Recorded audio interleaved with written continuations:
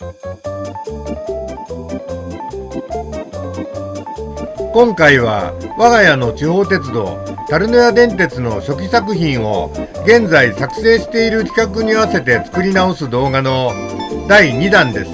ご覧の作例は筧温泉駅というジオラマで厚さ 1.2mm のプラ板の上に作っていますが、これを我が家の現在の規格 10mm スチレンボード足す 1.2mm プラ板の仕様に作り直しています。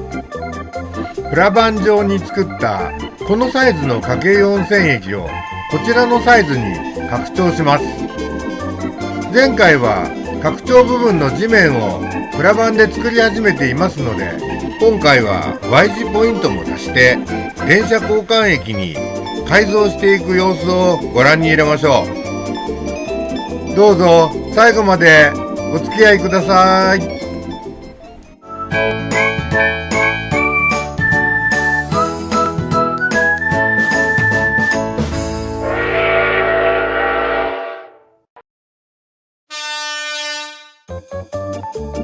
まず 1.2mm のプラ板でスチレンボードの補強兼道路を製作しているところから始めましょう。スチレンボードが露出したままだと弱いので、ベース上のすべての部分を 1.2mm プラ板で覆います。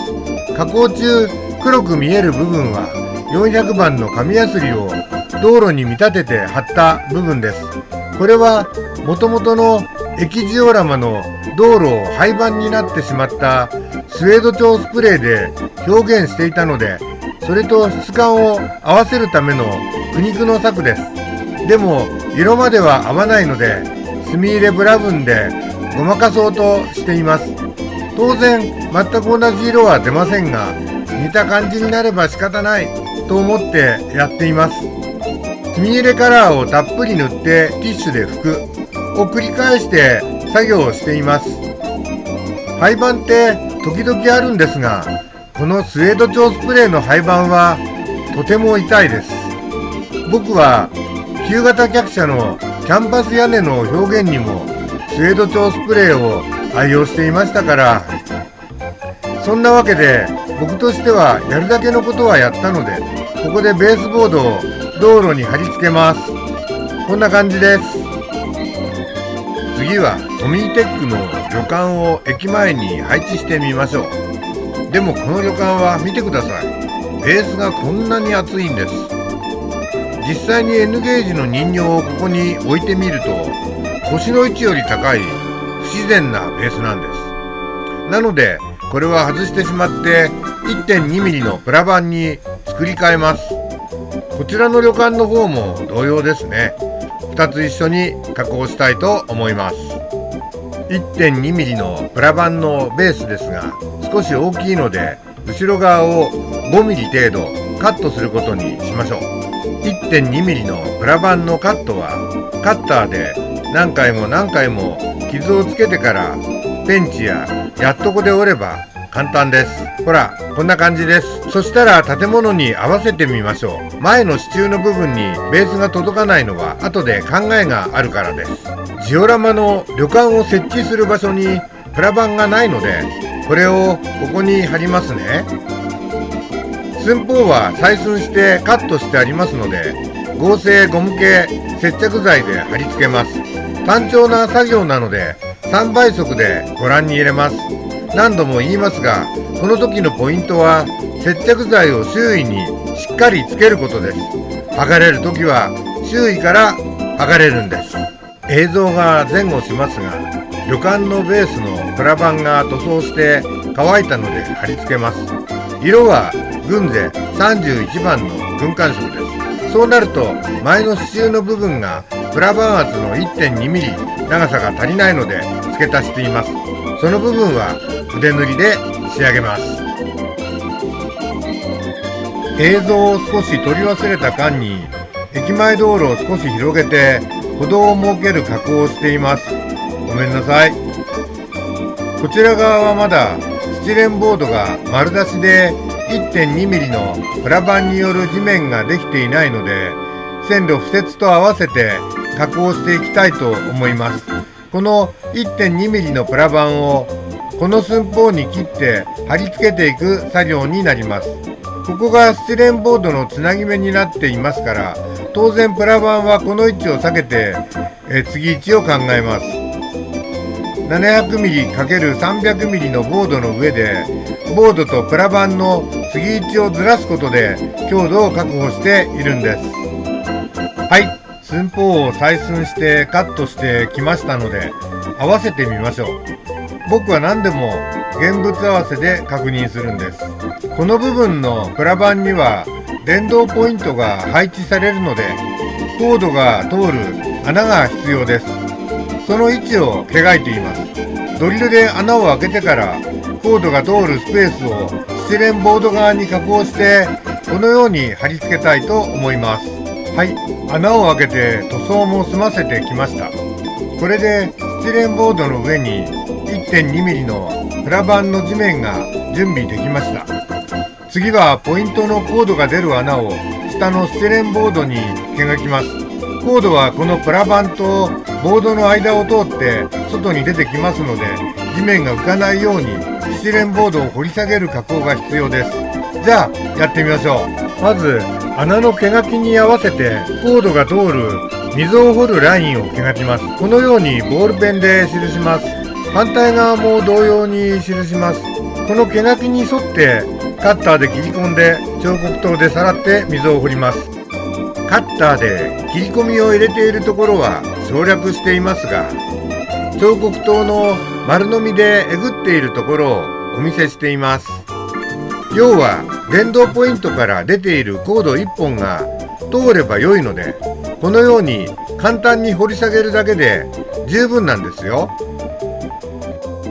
後々ここに通したポイントコードが横にずれてプラ板とスチレンボードの間に挟まるとそこが浮いてしまって厄介なことになってしまいます。よってこのように両面テープで溝の両脇をがっちり固定することでコードが溝の中から逃げ出さないように対策しているんです。はい、それでは地面側にも両面テープを貼っていきます。コード溝周辺の処理はスチレンボード側に対策しましたので、地面になるプラ板は周囲と中央部のみ両面テープを貼っていきます。先ほどゴム系接着剤も使っていましたが、基本は両面テープを使うんです。簡単だし手が汚れないのもメリットですね。強度は今まで作ってきましたが、これで十分のようです。次は地面に線路を敷設する作業なので、線路にも着色をしていきましょう。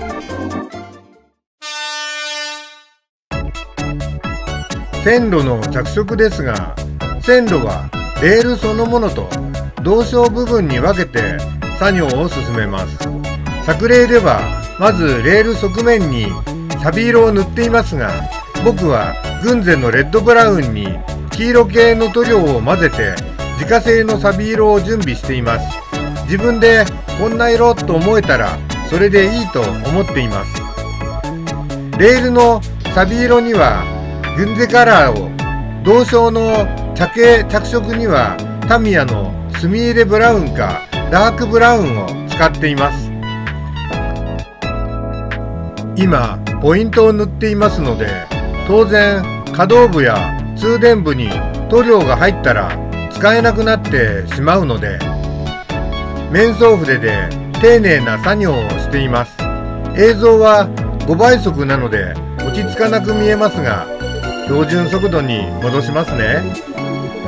大変失礼いたしました。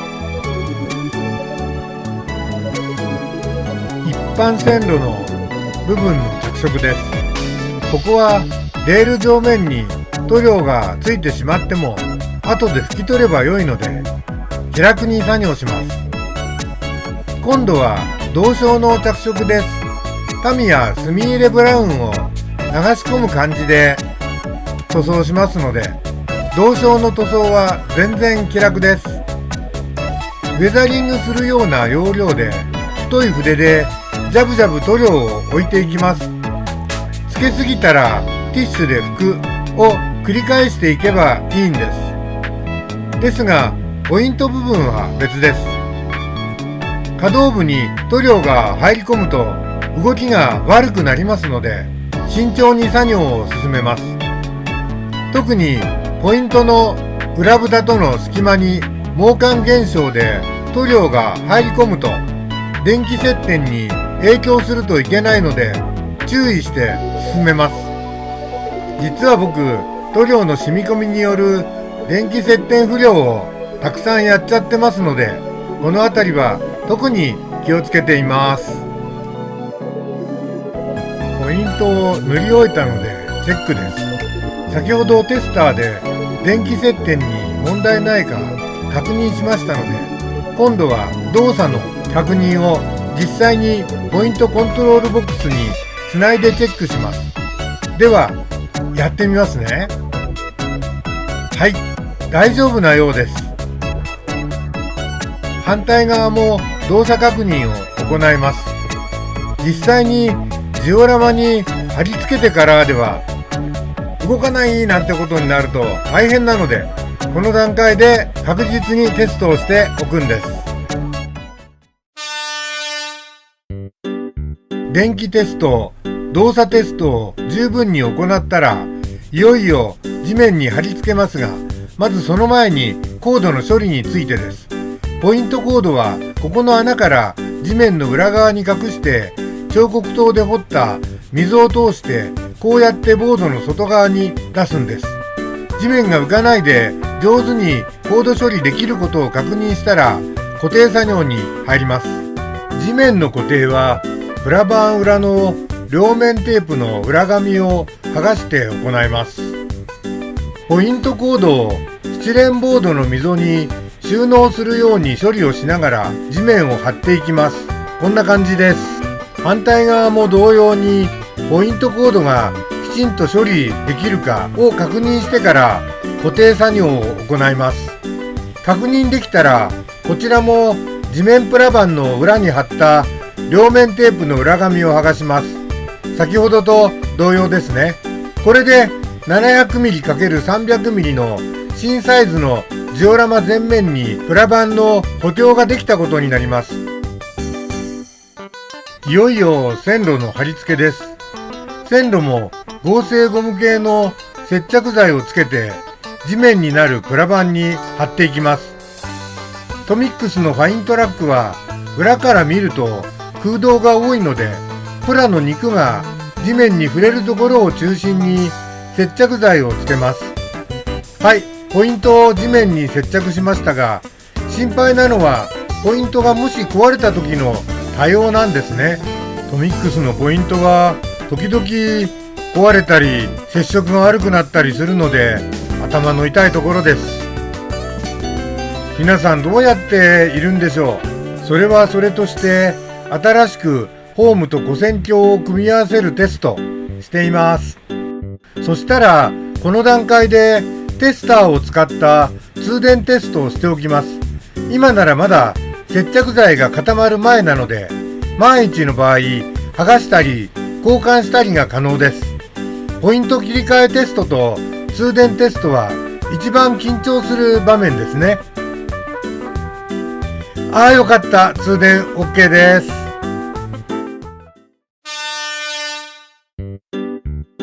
次はスウェード調スプレーが廃盤になってしまった道路の色合わせです。スウェード調スプレーのグレーと紙やすりの400番の色の違いを墨入れカラーのグレーやブラウンを塗り重ねて調整します。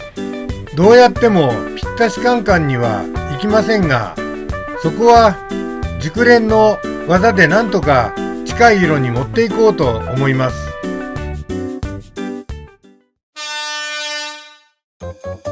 買ってきたホームが最高式ホームの延長部分だったので、ホームの端っこを切断してきました。ここにスロープを作ります。スロープはプラ板とさっき切断したホームの上面を使ってそれらしく作ります。あまり腕はよくありませんが、それらしく加工すればなんとかそれなりにできるものです。5倍速でご覧ください。間違って買ってきた対向式ホーム延長部セットのホームの一部を改造して端部をスロープにしてごまかしました。こんな感じです。それではいよいよ塗装しましょう。電気おじさんはレザリング以外のストラクチャーなどの塗装は大抵野外でやるようにしています。作例では改造したスロープ部分が真っ白なので、そこに鑑定色で茶色っぽく塗装しています。塗装はこうやって外でやることが多いんです。